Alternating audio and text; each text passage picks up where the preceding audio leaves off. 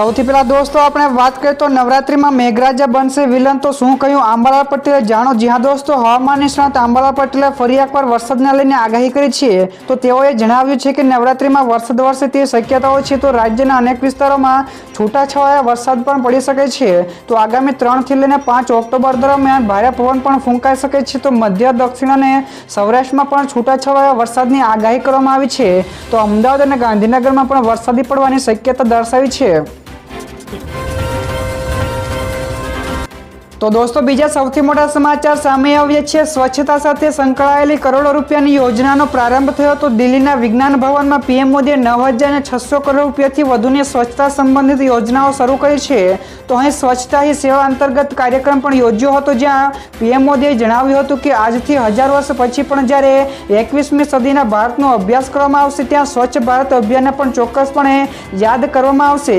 તો આજે સ્વચ્છતા ભારત અભિયાનને 10 વર્ષ પૂર્ણ થયા છે. આગળ દોસ્તો, વધુ એક સૌથી મોટા સમાચાર મળ્યા છે. પોલીસની ગાઈડલાઈનથી ગૃહમંત્રીની રાજકીય શેખીનું સુરસુર્યું. જી હા દોસ્તો, સસ્તી પ્રસિદ્ધિ માટે ટેવાયેલા ગુજરાતના ગૃહમંત્રીએ 5 વાગ્યા સુધી ગરબે ગુમજો એવી શેખી હાંકી હતી. તો અમદાવાદ પોલીસે માર્ગદર્શિકા અને જાહેરનામું બહાર પાડ્યું છે, જેમાં ગૃહમંત્રીની રાજકીય શેખીનું સુરસુર્યું થઈ ગયું છે.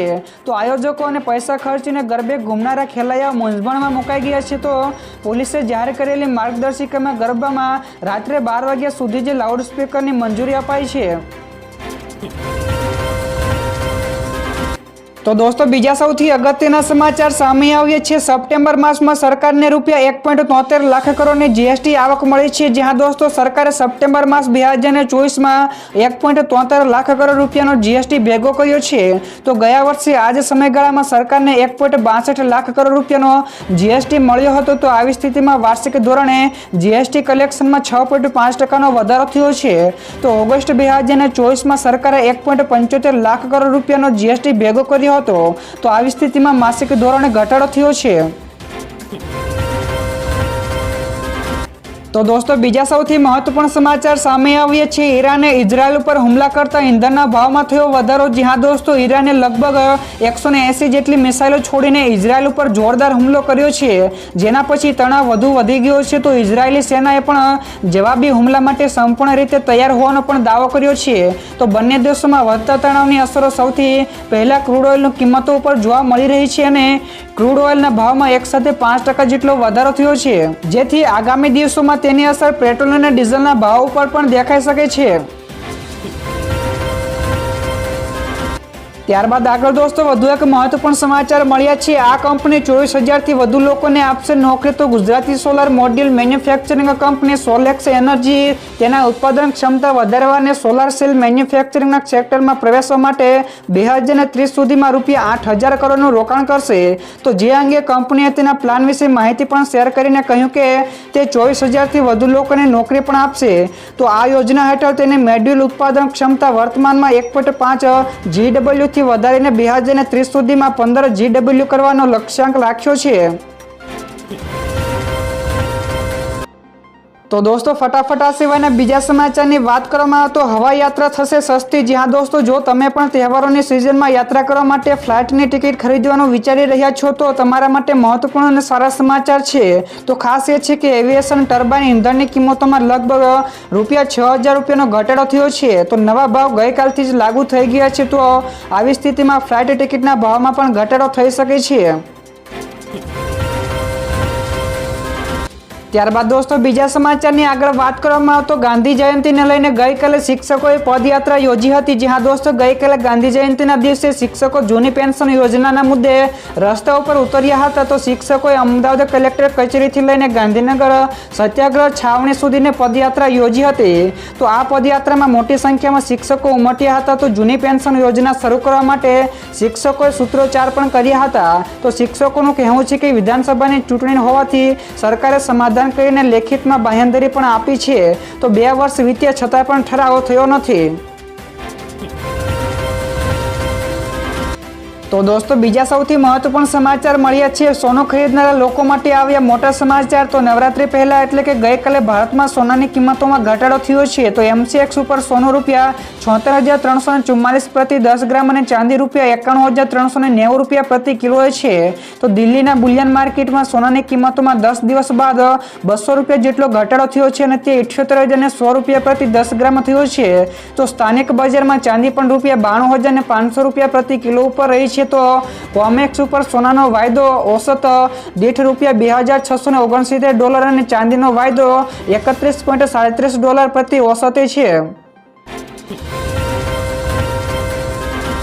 ત્યારબાદ દોસ્તો બીજા સૌથી મોટા સમાચાર સામે આવ્યા છે આરબીઆઈની મોનેટરી પોલિસી કમિટીમાં બદલાવ। જ્યાં દોસ્તો સરકારે રિઝર્વ બેંક ઓફ ઇન્ડિયાની મોનેટરી પોલિસી કમિટીમાં 3 નવા બહારના સભ્યોની નિમણૂક કરી છે।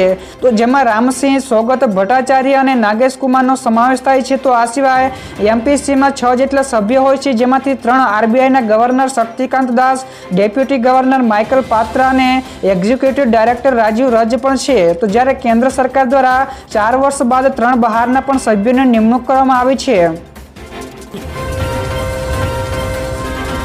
ત્યારબાદ દોસ્તો આ સિવાયના બીજા સમાચારની વાત કરવામાં આવે તો ગઈકાલે ધોધમાર વરસાદ વરસ્યો હતો। તો નવરાત્રીને શરૂ થવાના અમુક પળો જ બાકી રહ્યા છે, ત્યારે હવામાન વિભાગની આગાહી વચ્ચે રાજ્યમાં વરસાદી માહોલ જોવા મળ્યો। તો અમરેલી જિલ્લાના ધારી ગીર પંથકમાં ધોધમાર વરસાદ વરસ્યો હતો। તો ધારીના સુખપુર, કાંગસા, ગોવિંદપુર, કુબડા, ફાંચેરિયા ગામમાં ધોધમાર વરસાદ વરસતા ગામમાં પાણી ભરાઈ ગયા હતા। તો ખાસ એ છે કે 4 દિવસથી ગીરના ગામોમાં પણ વરસાદી માહોલ જોવા મળ્યો છે। તો દોસ્તો તમારે ત્યાં વરસાદ છે કે નહીં ફટાફટ નીચે કોમેન્ટ કરજો। તો દોસ્તો ત્યારબાદના બીજા સૌથી મોટા સમાચાર સામે આવ્યા છે ઇઝરાયેલી સેના લેબનોનમાં ઘૂસી તો આમને સામને લડાઈ। જ્યાં દોસ્તો ઇઝરાયેલની સેના લેબનોનમાં સરહદથી 2 કિલોમીટર અંદર ઘૂસી હોવાના સમાચાર સામે આવ્યા છે। તો બીસીસીઆઈ રિપોર્ટ અનુસાર ઇઝરાયેલી સેનાના સૈનિકો અને હિઝબુલ્લાના લડવાયાઓ વચ્ચે આમને સામને લડાઈ ચાલી રહી છે। તો જેમાં 2 ઇઝરાયેલી સૈનિકોના મોત અને 18 જેટલા ઘાયલ થયા છે। તો ઇઝરાયેલની સેનાએ તેની બીજી ટુકડી લેબનોનમાં મોકલવાની પણ જાહેરાત કરી છે। તો તેણે લેબનોનમાં 25 જેટલા ગામોમાં રહેતા લોકોને વિસ્તાર ખાલી કરવા માટે પણ કહ્યું છે। ત્યારબાદ દોસ્તો આગળ વધુ એક સૌથી મોટા સમાચાર મળ્યા છે 2000 કરોડ રૂપિયાનું 500 કિલોગ્રામ જેટલું કોકેન ઝડપાયું છે। જ્યાં દોસ્તો દિલ્હી પોલીસના સ્પેશિયલ સેલે ડ્રગ્સની દાણચોરી સામે મોટી કાર્યવાહી કરી છે। તો પોલીસે આંતરરાષ્ટ્રીય ડ્રગ્સ ગેંગનો પર્દાફાશ કર્યો છે। તો તેમની પાસેથી 560 કિલોથી વધુ કોકેન જપ્ત કરીને આ સાથે આ કેસમાં 4 જેટલા લોકોની ધરપકડ કરવામાં આવી છે। તો આંતરરાષ્ટ્રીય બજારમાં કોકેનની કિંમત 2000 કરોડ રૂપિયાથી વધુની છે। તો નાર્કો ટેસ્ટ એંગલથી પણ તપાસ કરવામાં આવી રહી છે। તો દિલ્હી પોલીસના સ્પેશિયલ સેલ દ્વારા ગઈકાલે આ કાર્યવાહી કરવામાં આવી છે। ત્યાર પછી દોસ્તો બીજા સૌથી મહત્વપૂર્ણ સમાચાર ભારતે યુદ્ધના મેદાનમાં શાંતિનો સંદેશો આપ્યો। જ્યાં દોસ્તો પશ્ચિમી એશિયાની સ્થિતિ ઉપર ભારતીય વિદેશ મંત્રાલયે વાતચીત અને કૂટનીતિ દ્વારા મુદ્દાઓને ઉકેલવાની અપીલ કરી છે। તો ભારતીય વિદેશ મંત્રાલયે એક નિવેદન જારી કરીને કહ્યું કે અમે પશ્ચિમી એશિયામાં બગડતી સુરક્ષા પરિસ્થિતિથી વધુ ખૂબ જ ચિંતિત છીએ અને તમારા સંબંધીઓને પણ સંયમ રાખવા અને નાગરિકોની સુરક્ષા કરવા માટે પણ અમારા આહવાનનો પુનરોચ્ચાર પણ કરીએ છીએ। તો ભારતે શાંતિનો પણ સંદેશો આપ્યો હતો। ત્યારબાદ દોસ્તો બીજા સૌથી અગત્યના સમાચાર સામે આવ્યા છે ₹2000ની નોટ અંગે મહત્વપૂર્ણ સમાચાર। તો 1.5 વર્ષ પહેલા ચલણમાંથી 2000 રૂપિયાની નોટનો બંધ કરવામાં આવી હતી। તો ગત રોજ આરબીઆઈ ચલણમાંથી બહાર કાઢવામાં આવેલી ₹2000ની નોટોના વળતરનો ડેટા શેર કર્યો છે। તો આરબીઆઈ જણાવ્યું હતું કે આ મૂલ્યની 98% નોટો બેંકોને પરત થઈ છે અને હજુ પણ 7117 કરોડ રૂપિયાની ₹2000ની નોટો પરત મળી નથી। તો શરૂઆતમાં જ નોટો ઝડપથી ગતિએ પાછી આવી, પરંતુ